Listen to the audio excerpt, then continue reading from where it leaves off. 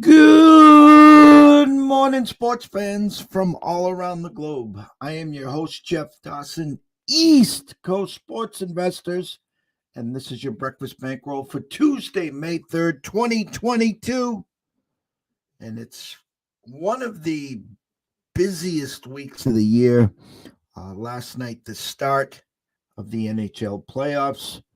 The NBA Playoffs are into round 2.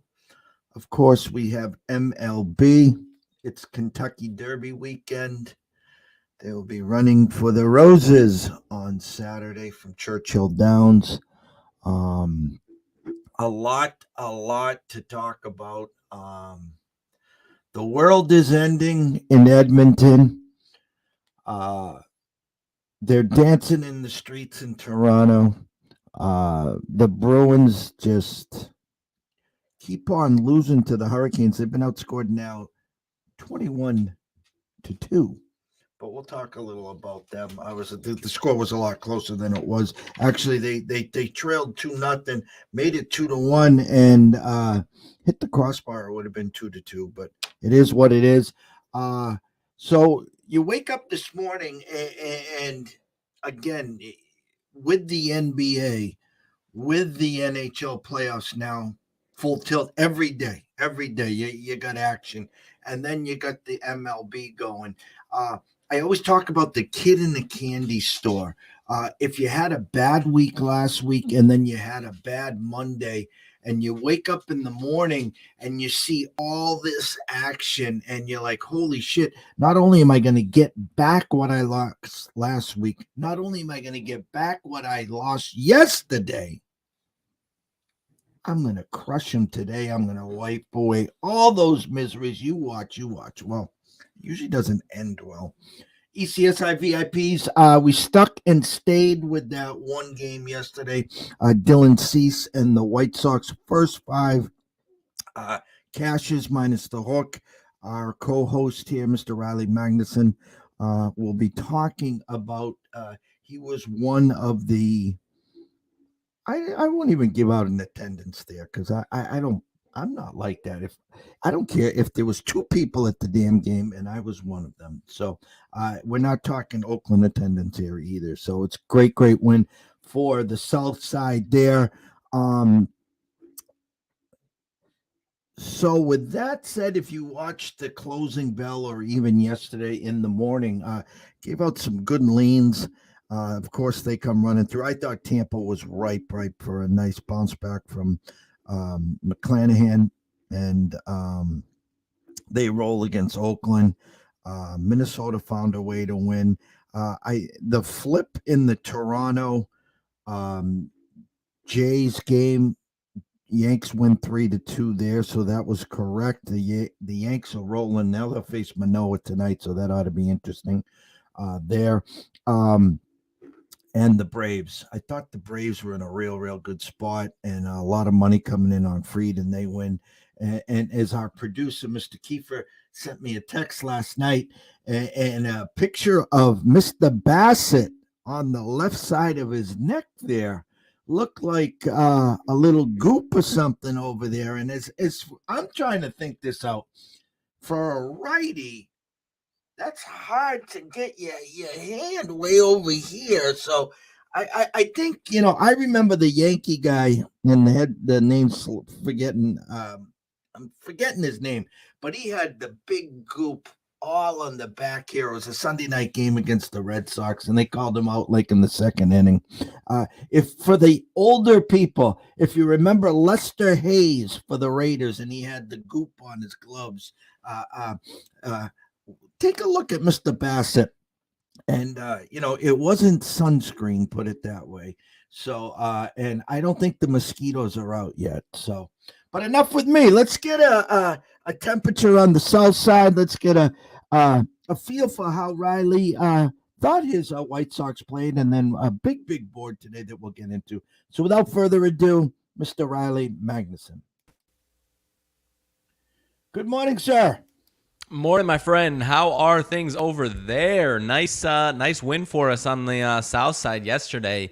I mean, I haven't seen any no-hitters or perfect games in person, but that was from Dylan Cease, without a doubt, the best pitching performance I've ever been in attendance for. 11 strikeouts, no runs, no walks, one hit. The one hit was a nice hit, but aside from that, I mean, the guy was absolutely dominant. I went back and watched some clips today, actually, from seeing some of the stuff, because I was on the side. How it's kind of tough to see some of the movement and where the pitches fall when you're on the baselines yesterday at the game. But I mean, the guy is pitching out of this world right now. So I'm pretty stoked about that. The whole board yesterday, you mentioned it. We had some nice conversations about some of these games yesterday. The one that you failed to mention that I think at least temporarily we need to give some apologies to.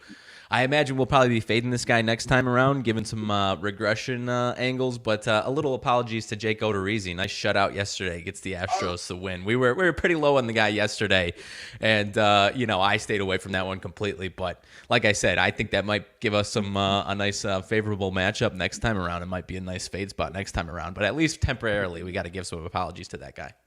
And I will tell you this: any newbies to ECSI, to myself, it doesn't matter. Baseball, football.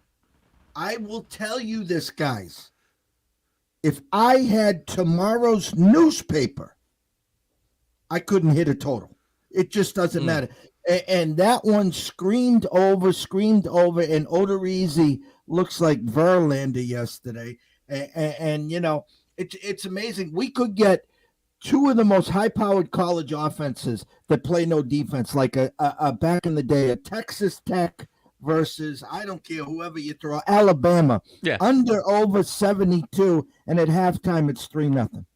All right, and not to mention in that game, Seattle, Houston specifically, Houston only puts up 3 runs on Gonzalez. I was expecting at least 4, 5, 6 out of that side of the that side of the plate as well. So, I wish I would have took some action on it. I guess I don't really have any regrets. Like I said, we're not too high on Odorizzi over here. So, across the board, though, obviously a smaller slate yesterday. I only stuck to a couple angles yesterday as far as the MLB is concerned. Then I had a little extra side action. Being in attendance at the Sox game, I said Luis Robert and Tim Anderson. I can confirm that those two guys are at least alive and well. Luis Robert was awesome yesterday. Everyone else on the bill still a search party still out for a few guys, especially Yasmani Grandal. Jose Abreu is getting close. I think that's the next guy that we can confirm is going to be alive next for the Sox. He's at least starting to put out some good at bats, but he's not crushing the ball yet. But nonetheless, man, interesting NBA action. Interesting. Doc Rivers standing by DeAndre Jordan. A lot of backlash from that in Sixerland over there. But, not a good performance from the Sixers. Any takeaways from that on your side of things? I say they made a hell of a run to close the second quarter, and they cash first half play. And after that, it was thanks for playing. Yeah. everyone knows without Embiid, you need Harden to really step up, and Harden just being Harden come playoffs. It just without Embiid, listen, I'm hoping for a decent series. I expect the Heat to win Game 2, and then you come down to that pivotal Game 3. Does Philly have the heart of a lion to say, "Hey, not so fast. We're going to make this a series," or do they just roll over and die? And you know what? I'm going to go and say I don't think it's more predicated at this point on Harden. I think if Maxey says, "You know what, guys, jump on my back," and get a couple of the other role players in there, I think they can compete back at home. I think so too. And I mean, I'm interested to see what Tobias Harris does the rest of the series. A performance like last night, 27 points. Obviously he hasn't really sustained that, whether it's the course of a regular season 6-7 game stretch or any playoff series. So I don't know if you can expect that. If you get him putting in that type of production on top of Harden or Maxey stepping up, then for sure I'll give him a chance. But the way they were looking last night offensively, I'm not holding out much hope as long as Embiid's not coming back anytime soon. Shout out to Billy Hewlin. Says good morning to the boys. What's up, Mags? Let's cash some tickets today, yes, brother. Sir. Billy, that's what we're hoping. That's definitely what we're hoping.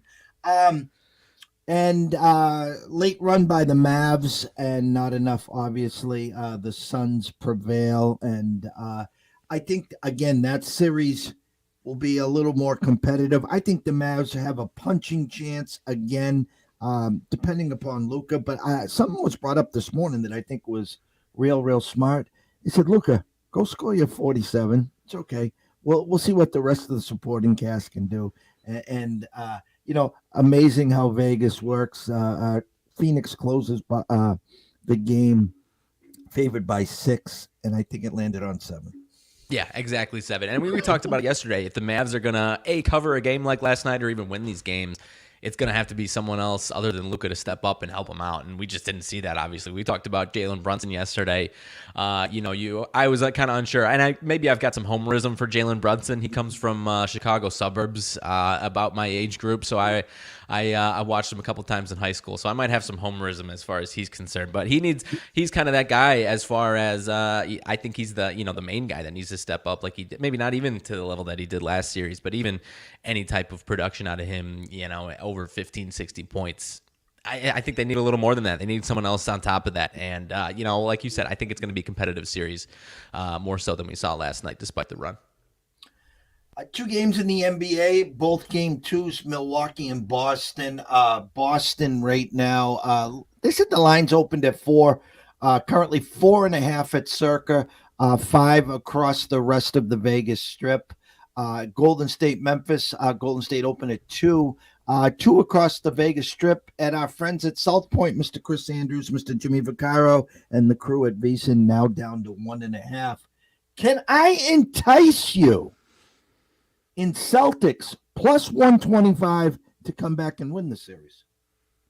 I think you can entice me, Jeff. And I've been a backer of the Celtics in a lot of spots this season, and I'm a believer, man. If they can bounce back tonight, and I personally, given the line that we're seeing again here tonight, so 4.5, or I think what'd you say? It opened at 4, right?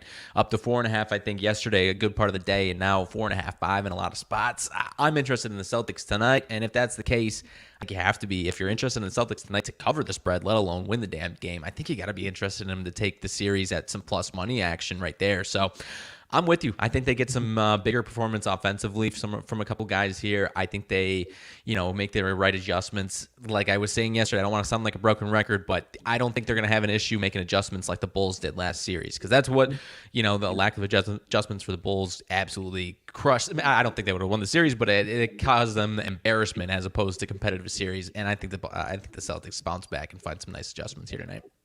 Yeah, I'm more willing. Everyone take note that's watching and listening. I'm more willing to take the Celtics right now. I'll just tell you, at South Point plus 125, at Westgate plus 120, Circa at 115, William Hill 125. I'm more willing to jump into the series today, take the plus money with the Celtics, than going to run to the window and lay in the 4.5 or 5. Oh, yeah, I think that's a fair point there because is your opinion that they're winning tonight, but you're kind of a little questionable on that spread of 5? Is that where you're at, or you just like the taking the plus money action that much? I rather okay because the Celtics open at minus 200 Sure. to um, for this series. Let's say they closed at minus 180, 85. Let's just give Right. them that as a closing number. They lose game one, and the numbers say now that Milwaukee is minus 140 or 145, 135 at the win, and now the Celtics, who was almost a 2-1 favorite, are now with the plus money. My actual thought process is the Celtics hold serve, they get back to 1-1, and now the Celtics will now flip to that minus 150 or 160 going back to Milwaukee. The game will probably be like a Milwaukee minus 1.5. I'm more comfortable getting into the series and extending instead of diving in. The Celtics win by 3 on a Bobby Portis 3-pointer to end the game. You know what I mean? Right. No, 100%. I think I'm totally with you on that one. I think it's a good move, and I know you might not be from a just fan perspective, might not want to do any arbitration opportunities, but yeah, I might be interested in that. If I get plus money on the Celtics today, and then the Celtics win this game, and I can get some plus money on the Bucks to win the series after that, I think I are you? Is that something you like to do, even when it involves your teams? Because I know personally, like if it was the Bulls, even if it was that's the smartest money decision. I'm not gonna. It's just a weird thing that I have to do that I can't bet against the Bulls in a series in that sense most of the time. But I think that's a fair point. I think that's a great move right there. And we know the Bucks don't get phased down 2-0. They've Mm-hmm. been there before. Now they're in the catbird seat up 1-0. Listen, I saw them go into Chicago and just manhandle you in Chicago. And they're the defending champs, okay? And Smart is questionable. He will play tonight. But the fact is, the Celtics got a little banged up. Robert Williams fell down a couple times, and it looked like he was going to pull a Paul Pierce looking for the stretcher or the The wheelchair. wheelchair. And so we'll keep our eyes on that one. And again, Golden State, Memphis. Again, I'm not going to dive into that series. Golden State now minus 550 to win that series. You can get Memphis at a plus 425 there. But I do think it's intriguing that line again is two and staying at 2. I got to lean. I'm not going to probably play it or release it, but I think the Memphis finds a way to get this game. Brings it back to Golden State 1-1, but I think Golden State will take the next 2 there. Any feels or thoughts on that game tonight? That's kind of I kind of echo exactly what you're saying here. I kind of what I was saying yesterday. I think Memphis needed that game in game 1 to have any type of real shot in this series, and even if they get this one, I think it's going to be Golden State 5 or 6. I'm with you. I don't know that I'm playing it. I'm more than happy because this should be an entertaining game and an entertaining series. So I'm honestly more than happy to play this one or to watch this one from an entertainment standpoint as opposed to force myself into it because I don't feel too strongly either way. I could see it being maybe not exactly how it went down last time, but I mean, it was -2 last time, and the Grizzlies managed to cover. So I wouldn't surprise me if the game landed on 1 or 2 again, either way. So I think it's more of a toss up in tonight's case. I'm going to bring up today's board featured by wagertalk.com. Go over to wagertalk /freeodds.com. Follow along if you want there. One-stop shopping on today's board here. I'm going to bring it up for Riley as we get into the MLB today. A big slate. Just initially from me, from the eye test, we do have a double header this morning, actually this afternoon. Atlanta and the Mets, Morton and Carrasco. The Mets losing the first game yesterday. Opened at -120, now -114. But what really jumps out at me is game 2. Wright, who's been pitching great, favored 124, 125 against the Mets there. Big favorites on Miami and Rogers. The Diamondbacks do it again yesterday, defeating the Marlins. I'm a big Rogers fan there. I don't So like am I. I love Trevor Rogers. Yeah, I don't like the steam, obviously. The Right. Cincinnati Reds, who have only won 3 games, get to limp into Milwaukee. Hmm. Tyler Melee versus Woodruff. Um, the game of the night, get your popcorn, maybe grab a Red Bull or something. I think is San Fran at the Dodgers. Rondon, your Rondon versus Urias. An overnight line of the Dodgers minus 160, a corrected morning line of the Dodgers minus 137 there. But it's a big board. So I'm going to let you take the stage. You can pick and choose, talk some leans, some props, whatever you see early this morning, Riley. All right, I mean, I'm glad you brought that last one up. Let's start at the end and kind of work ourselves, at least time wise, at the end and work ourselves a little bit back. I wanted to ask you, because you mentioned it. I obviously, Carlos Rodon, Julio Urias, I obviously know Carlos Rodon well, being on the South Side for the last handful of years of being a Cy Young candidate last year, and now he's off to a fantastic start. And I'm curious what the national perspective, or even your type of perspective, is on Carlos Rodon. Do people see him as this, this ace over the last year and a half, or is it still he needs something to prove? Because from my perspective, someone who's watched him over the course of his career and had a shitload of injuries for 5 years, and now finally last year turns into the guy that we drafted in, I think it was third pick overall, a handful of years ago, and now he's off to this start. If he's healthy, I see no reason why that shouldn't continue. And so obviously the line corrected itself as you mentioned there. So I guess I'm interested in that. Obviously, the Dodgers have off to a really nice start, but any interest from you in backing Rodon? Because I'm a little biased on the man, I have to admit. So I'm curious if my biases are confirmed throughout the rest of the national perception.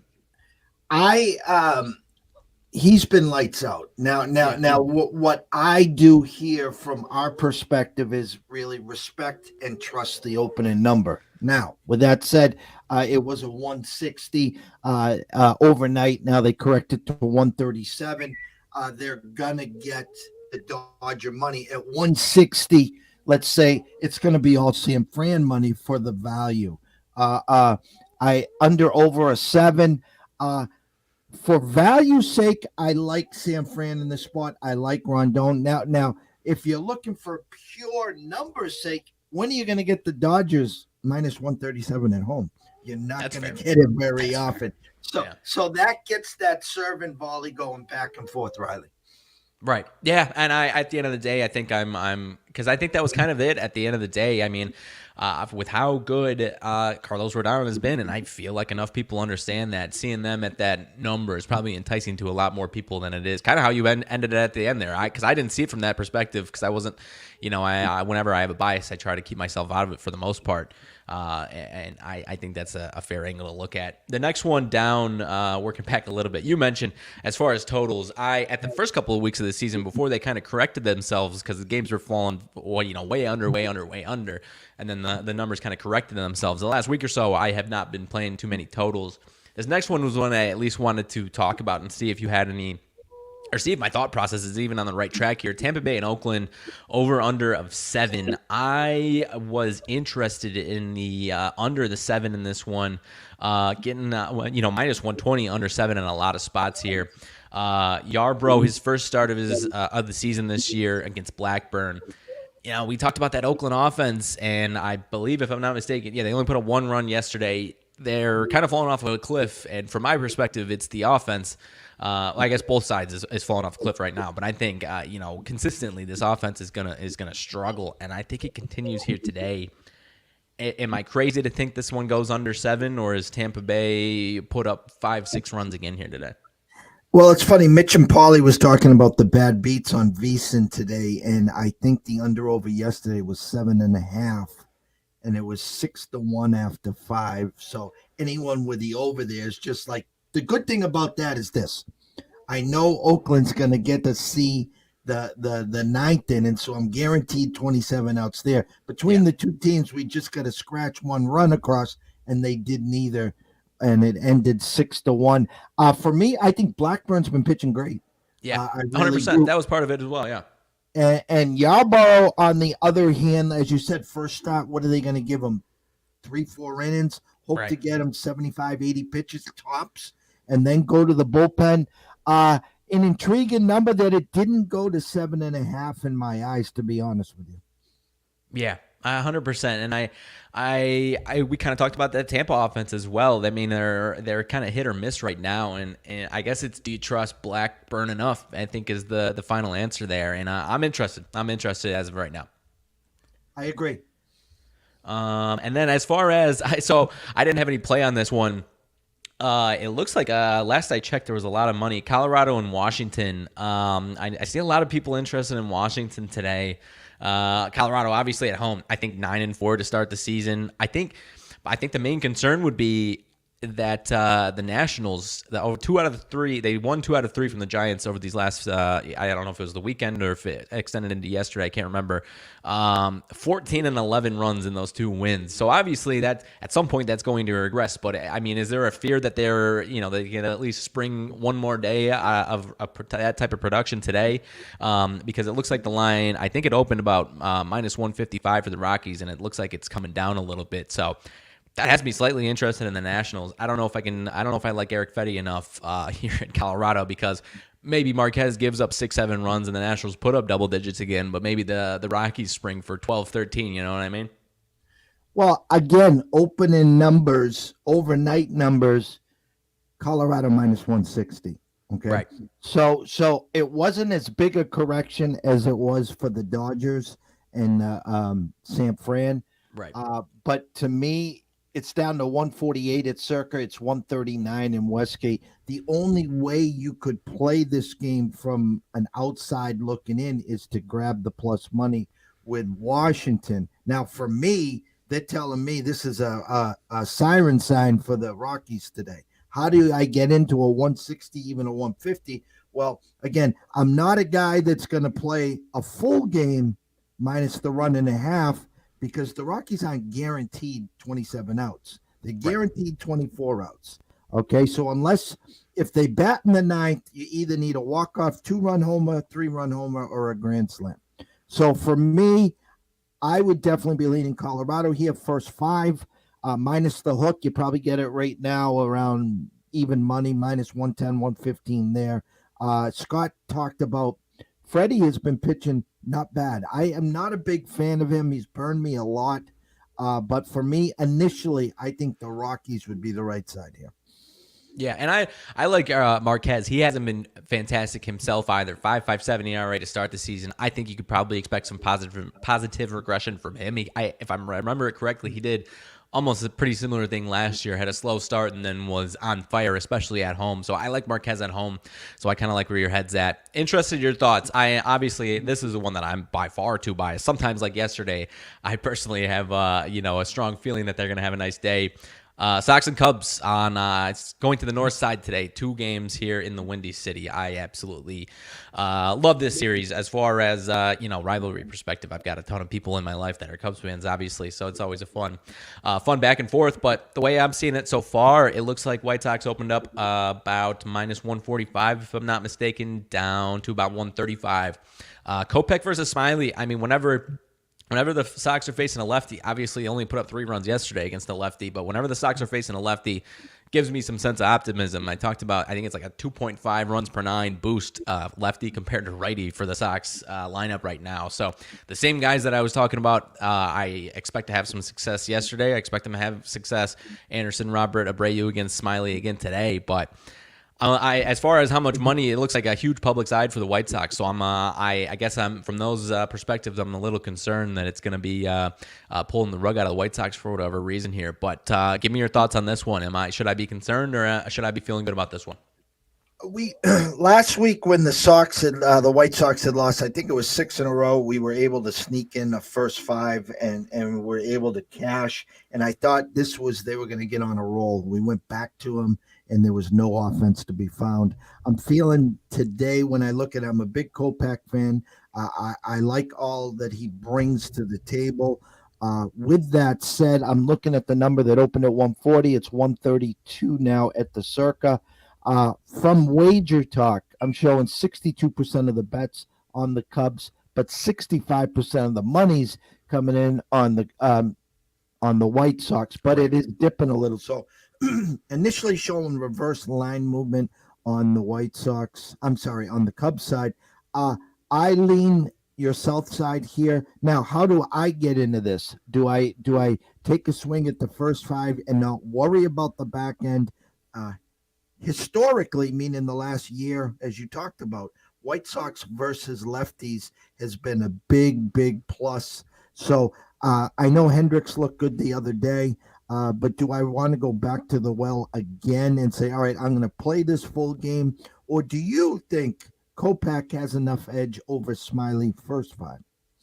I think first five. If you're someone who loves Kopech, then I think you have to be interested in the first five because that's probably. I mean, it's a rare occurrence that he goes past 5 innings himself in the first place. So you might be looking at 4 innings, if not more. I mean, sometimes he'll go use up a lot of pitches and only go 4 innings, even if he's pitching well. You know what I mean? So you might be looking at 4 or 5 innings out of the White Sox bullpen. So that might be more than just your top of the Hendricks, Bummer, Graveman, who pitched yesterday. So I'm not sure if he'll be available or not today. But yeah, I think if you're interested in the Sox, I think the first five is probably the safe play there. The Cubs, both teams 9-13. Cubs have been obviously hit or miss.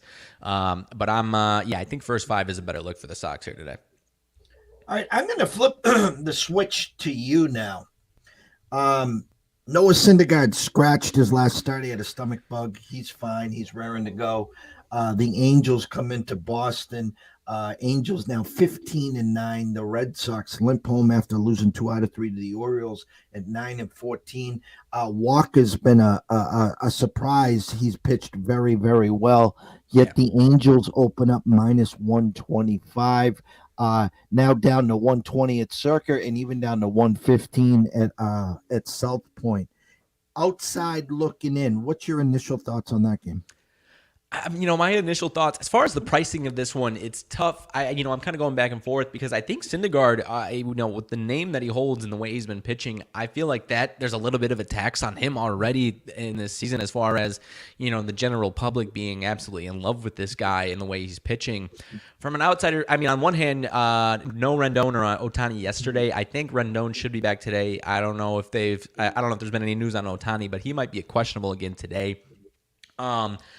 Personal thoughts is we probably are due for some regression from Waka. Maybe not falling off of a cliff, but that's kind of where my head was at with it, Jeff.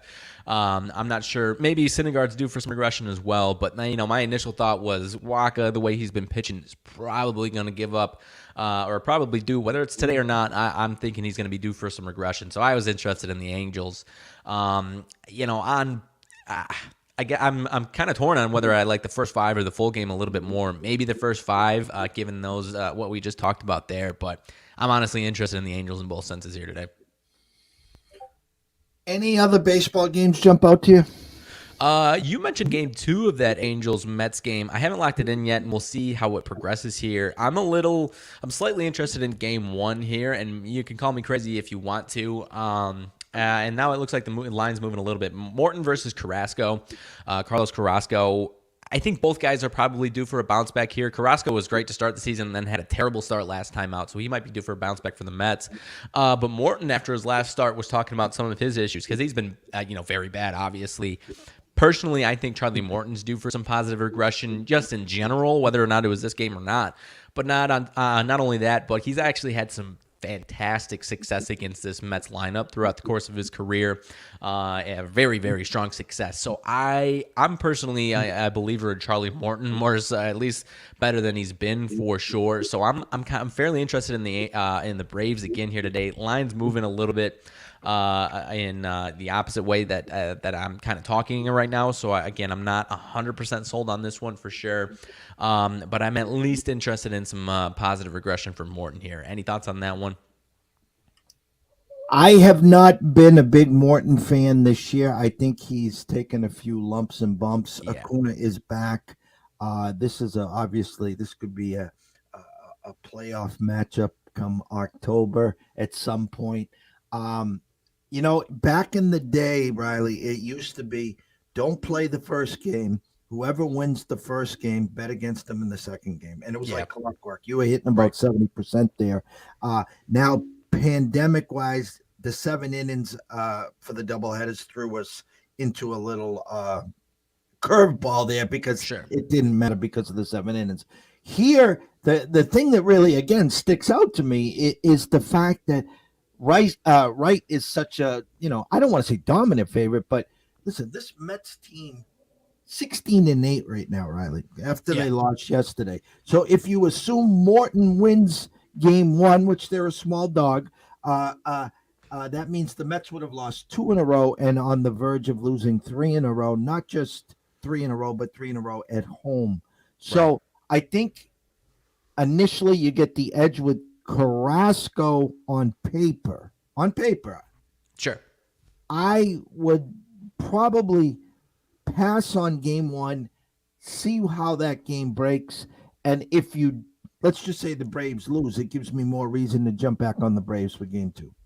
No, that's totally fair. I like where your head's at with that one. I was more than acceptable. If you call me crazy, you can call me crazy on that one. But because I mean, maybe I'm off my rocker with thinking Charlie Martin's going to bounce back in this one. I don't know. Maybe I need to see it before I jump on the well on that aspect of it in itself. So, I can more than buy into that perspective for sure on my end.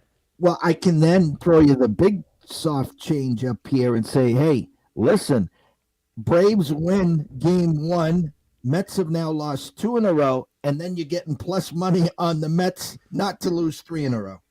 Right. No, totally fair. I think that's more than fair over there. Because, I think a lot of people like myself even right there, because you said they're 16-8. Maybe I'm not giving the Mets enough credit. Obviously, they've been fantastic. I think that's probably part of my problem here today is not giving them enough credit right now. All right. On the closing bell with myself and Scott, we will break down more of these games, any line movements and changes. Just a quick note here is way, way, way, way back in the day. This is post internet. I'm dating myself here. I was wet behind the ears in college, and it's like 8 in the morning. And we're getting ready to go down to breakfast or something. And I already had my whole card all set, and I'm asking the guys around, "Hey, you like this team? You like this team? You like?" And they're looking at me like I'm on crack or something. I'm like, "Dude, I I'm hungover. Okay, I haven't eaten anything, and it's 8 in the morning." And there, again, no internet, no crawlers, no Right. nothing. Right. I already had my 5 newspapers in hand. All right. Mhm. I have already been scouting these games for 2 hours. I'm looking for West Coast scores to see who won the late games to see if I won or lost. That's way, way back in the day. So Right. so where we are in today's society with all this information, with all these moves, we follow Don Best, we follow Sports Insight, we have Wager Talk up here. If you start playing games at 8, 9, 10 in the morning, 8, 9 hours before the first pitch, so much can happen. So Right. many line movements, so many late scratches, yada yada yada. So I always preach. Listen, if there's a number that you think's going to go against you and you want to buy it early in the morning, God bless you. I'm not saying not to do that. Right.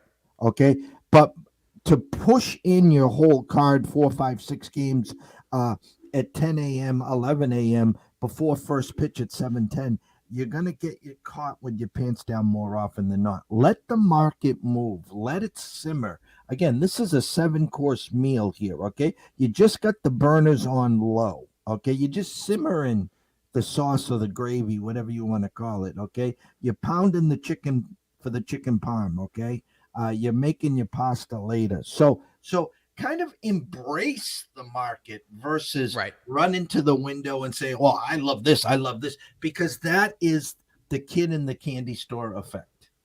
Right, and how you finished it, I was going to mention that it goes right in line with the candy store effect there, and that's how I used to be. Especially, I still need to hear that advice for sure from time to time. But I use, especially on a baseball slate, I used to try and find any type of small advantage in almost every single game, and that's when I would have my three most confident or three out of my four most confident, but then I would have I found this little tiny little angle in this one I like, and I'll play that, and now I dialing it back to even it's been a while since I've had more than 3, 4, 5 on a day of baseball. So I think it's going to be a solid day of action here. I wish we had at least one more of these early action games. We had a couple nice matinees yesterday, and we got to wait. We got one at 2 for a doubleheader, and that's all we got today. I'm going to turn to the frozen pond. I talked early on the show some favorites in series that come up short. The Oilers, the Bruins was actually a small dog to start the series. They lose. The Leafs made a statement. Yeah. And one of the games and series that I talked about, the Wild and the Blues, the Wild opened up minus 165 for the series and closed around 140-ish, 138, and the Blues just go out and pepper them. So it's one game of a best of seven. You have to win four. So do not overreact there. And where I'm going with this is we're going to start some new series tonight. One of the series that I talked about at length here was the Penguins opened up minus 130 against the Rangers in the series. Now we know the Rangers, they got the best goalie in the game. They have the home ice, and Vegas, in my eyes, did exactly what they wanted. The Rangers are now minus 123 to win this series. So for the VIPs, we're saying, okay, Vegas did what they wanted to do. They got the Ranger money. We're comfortable now with the Penguins basically at a pick 'em to win this series. Yet the Rangers open up tonight, opened at 125, minus 125, now 134. So again, if you're in on the Rangers on the series, I'm just going to throw this out to you. You better grab the Rangers tonight and hope that they win game one and make a statement, which I think they can. But I like the Penguins in the series here. Washington, Florida. We got Florida going a long way in the East. Yeah. We're just going to sit back and let that one simmer. Again, Nashville, Colorado, huge favorites. I think Colorado. Listen, I listen to a lot of experts. I listened to the Bostonian versus the book yesterday as they brought in one of the NHL experts, and it was kind of chastising anyone that took the Avs to get out of the West or to win the cup at such a low price. Where I look at it as say, hey, grab your plus money. You don't have to get into any series right now. If you have an opportunity to pounce on a game, you pounce on a game and you sit there. And then Dallas, Calgary, again, a series that Calgary is the dark horse that everyone has bet down to oblivion. They're like plus 250 now to get out of the West if it's not the Avs. Anything that outside looking in hockey, whether series or something tonight that might pique your interest? Yeah, as far as tonight, I mean, that Pittsburgh Rangers series and game, the way you preface that is kind of how I was trying to look at it and view, because I know I've mentioned I'm not the NHL guy over here, so I'm at least interested in what's going on with those types of odds movements. I mean, I think still the most glaring one and still the most interesting one moving forward was the one that you mentioned last night, or for the game last night, Toronto and Tampa Bay. Toronto comes out and absolutely beats the pants off of them in game one. So I'm interested in, are they going to get over that hump finally and get out of the first round? You would have to think so, but you never know with these guys as far as the last decade is concerned. So beyond that, I also from what the small amount of knowledge of hockey that I have, Florida was another team that I'm also really interested in, not only for that series but going deep in general. I really like that team a lot. And then, Colorado and Nashville is going to be interesting as far as, I mean, are you under the impression that's going to be 4 or 5 game series, or any thoughts that Nashville can stretch that out a little longer than that? No, I think Nashville can steal at least one. You look at what happened to Edmonton last night. Again, you got the two best players in the world playing on the same team. They've always had a problem with the back end, and Mike Smith showed his age last night. Again, Kings are a good, tough matchup for Edmonton. I'm not saying that Edmonton's not going to come back and win that series. I think it's good for hockey for them. They're kind of like the Leafs. They need to get through that first series. They add a lot of excitement. And Nashville, Colorado, I think Nashville's a good matchup for Colorado. I think Nashville will steal at least one game.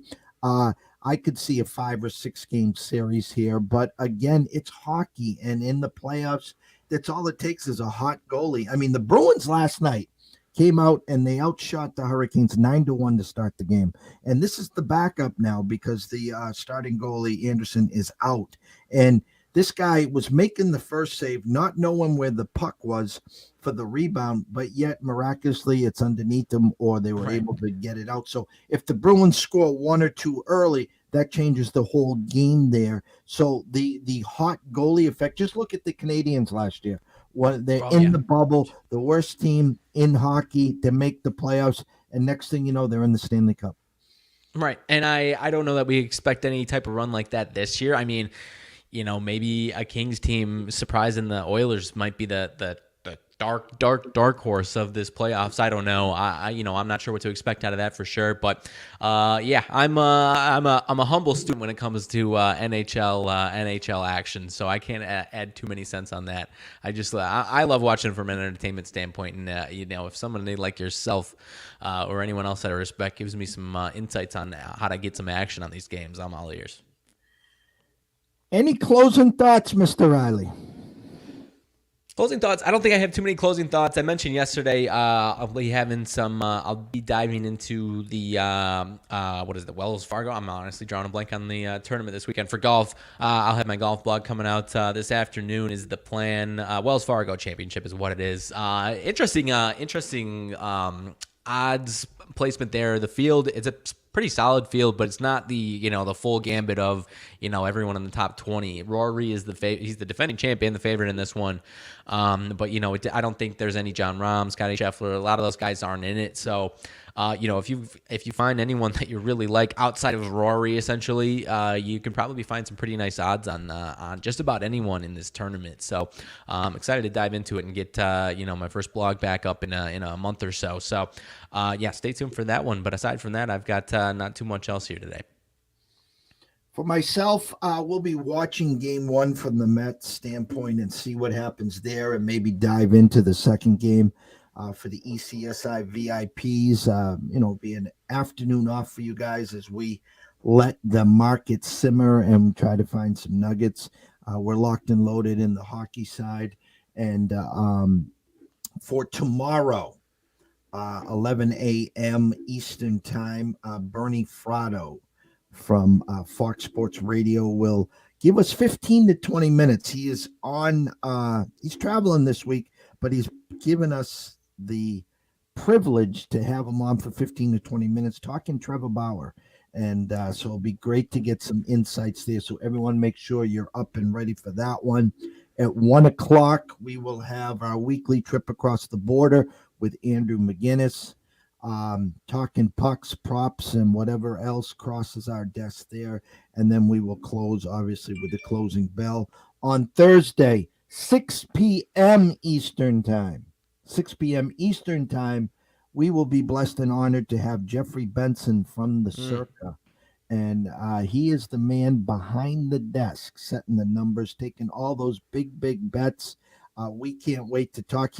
We were going to have him on earlier, but he says, Jeff, can you do us a favor? Let me get through March Madness. Let me get through the NFL draft, and then let me come on the following week. So we're going to have him on Thursday. And what's good about it is it's Kentucky Derby week. So after we talk for 15, 20 minutes about how we got there, what it is in a day behind the desk at the Mecca, at the Circa, maybe some sharp action. Maybe there's a name or two that we keep hearing to win the Kentucky Derby that he might be able to throw our way for a few nuggets. So we're excited there. We're waiting for our friend Dave Sharapan to confirm a Friday guest appearance, but we'll have to nudge him a little more to close out the week there.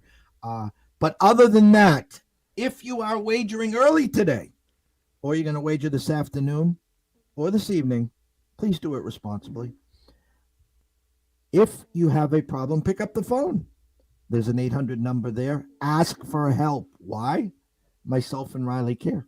We want to see you here today, tomorrow, next week, next month, through 2022 and beyond. From myself, Jeff Dawson at EC Sports Invest. From Riley Magnuson at Riley_Magnuson1. We wish everyone a blessed morning and afternoon. Have some fun with these tickets and catch us back for the closing bell later this afternoon.